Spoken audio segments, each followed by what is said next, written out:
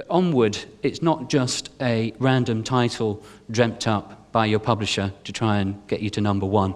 It's a word that has huge significance and history. Tell us about the word. Well, I said that I've written hundreds of memos over the last 30 years, and somehow in the earliest memos that I began to write, I signed the letters Onward, Howard.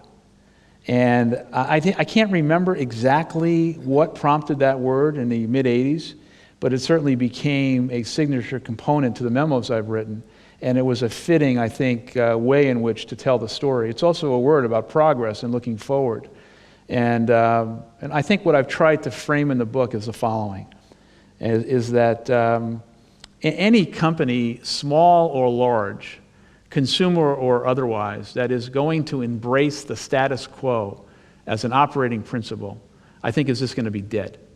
And the book really is about transforming the company during the worst financial crisis, but also admitting self-induced mistakes. But it's also an understanding of the importance of the company recapturing its entrepreneurial DNA.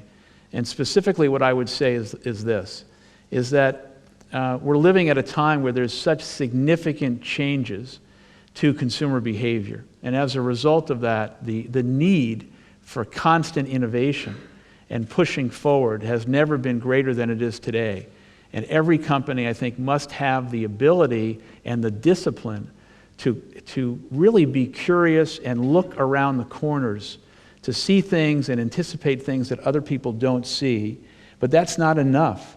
You must then have the courage to go after those things. Not bet the company on them, but execute the kind of courage that says we are going to take a big swing. When we were on this magical carpet ride and everything was great, we had convinced ourselves that we were innovating. And we were convinced ourselves because things were working so well. But the truth was we were not innovating. We were creating line extensions. And line extensions is not innovation. Innovation is creating disruptive events in the minds, hearts, and consciousness of the marketplace. Disruptive events that have value. Whether it's what Apple has done, there's so many examples of people who have created innovative products and services in the marketplace.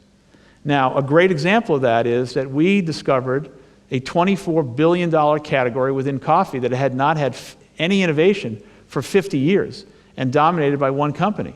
And this was the instant coffee business.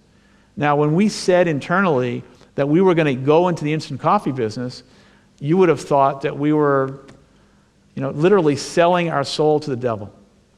Because people assumed right away that we would do it the way it had been done before. And the truth was, we were never going to get into the instant coffee business unless we could crack the code and literally replicate the taste of a Starbucks brewed cup of coffee in an instant form. And once we did that, we realized that we could completely change the game.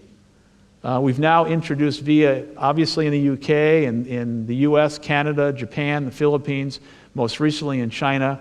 And this will be $1 billion business for Starbucks within a number of years. And I also think it's another example of rekindling and reminding the organization of the need not to go off and do things because no one's done it before, but having the curiosity, the courage, and the executional prowess to take the road less traveled. And it was another example of tremendously building excitement and pride inside the company when for years we were not innovating at all. And so, I go back to saying that you must have a pipeline of real innovation.